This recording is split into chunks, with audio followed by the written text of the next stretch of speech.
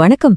பல வருஷமா நம்ம பணத்தை பாதுகாக்கவும் நிர்வகிக்கவும் நாம வங்கிகளை மட்டும்தாங்க நம்பி இருக்கோம். ஆனா இப்போ பேங்க் அப்படிங்கிற ஒரு கட்டமைப்புக்கே அவசியம் இல்லாம வெறும் கம்ப்யூட்டர் கோட்ஸ் மூலமாவே இயங்குற ஒரு மிகப்பெரிய நிதி புரட்சியை நோக்கி நம்ம போயிட்டு இருக்கோம்.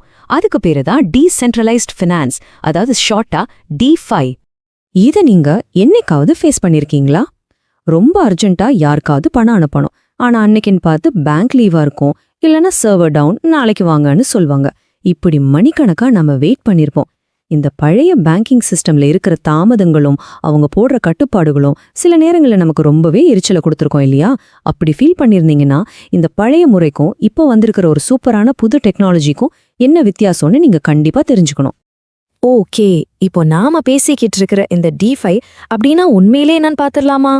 சுருக்கமா சொல்லணும்னா DeFiங்கிறது ஒரு ஃபைனான்சியல் சிஸ்டம் தான். ஆனா இதுல பேங்க், புரோக்கர்ஸ் இந்த மாதிரி எந்த ஒரு நடுநிலையாளர்களும் கிடையாது. இந்த முழு அமைப்பும் பிளாக் செயின் அப்புறம் ஸ்மார்ட் கான்ட்ராக்ட், அதாவது தானாகவே செயல்படுற கம்ப்யூட்டர் கோட்ஸ் மூலியமா மட்டுமே இயங்குது. சிம்பிளா சொல்லணும்னா இதுவரைக்கும் மனுஷங்க பண்ணிக்கிட்டு இருந்த வேலைய இப்போ எந்த தப்பும் இல்லாம டெக்னாலஜி அதோட கட்டுப்பாட்டுல எடுத்துக்கிச்சு.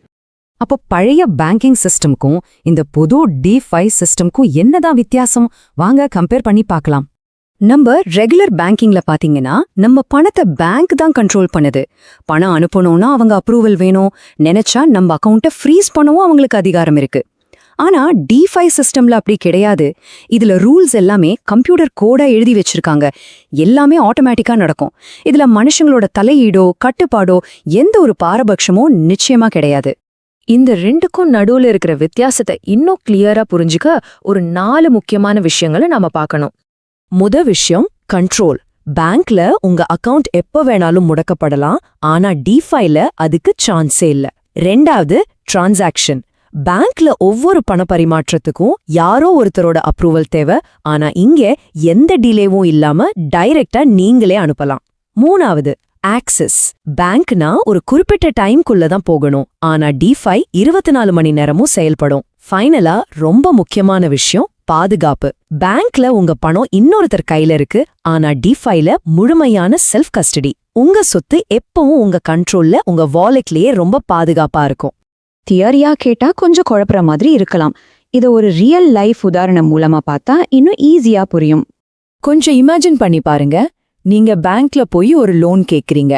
முதல்ல அப்ளிகேஷன் ஃபார்ம் ஃபில் பண்ணணும். அப்புறம் ஐடி ப்ரூஃப், இன்கம் சர்டிஃபிகேட்னு ஏகப்பட்ட டாக்குமெண்ட்ஸ் கொடுக்கணும்.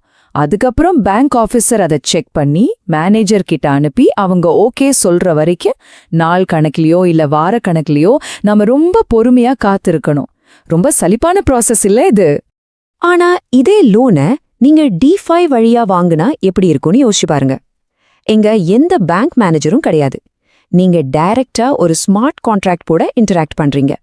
உங்களுக்கு லோன் எலிஜிபிலிட்டி இருக்கான்னு அந்த கோட் ஒரே செகண்ட்ல செக் பண்ணிடும். அவ்வளவுதாங்க. எந்த டாக்குமெண்ட்டும் தேவையில்ல, வெயிட்டிங்கும் கிடையாது. ஒரு வெண்டிங் மிஷின்ல காயின் போட்டோன்னு ஸ்நாக்ஸ் வெளியே வர்ற மாதிரி அந்த ஸ்மார்ட் கான்ட்ராக்ட் உடனே உங்களுக்கு லோனை கொடுத்துடும். எவ்வளோ ஃபாஸ்டான சிஸ்டம் பாத்தீங்களா?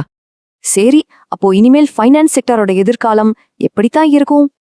இதுல நாம புரிஞ்சுக்க வேண்டிய முக்கியமான விஷயம் என்னன்னா, இந்த ஒரு சிம்பிளான ஈக்குவேஷன் தான் DeFiயோட முழு பவரையும் நமக்கு காட்டுது.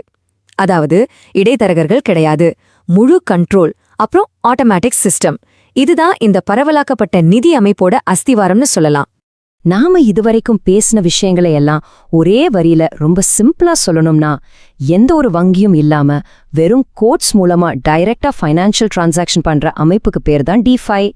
இதை மட்டும் நீங்க ஞாபகம் வச்சுக்கிட்டா போதும், இந்த மொத்த கான்செப்டும் உங்களுக்கு எப்பவும் மறக்காது.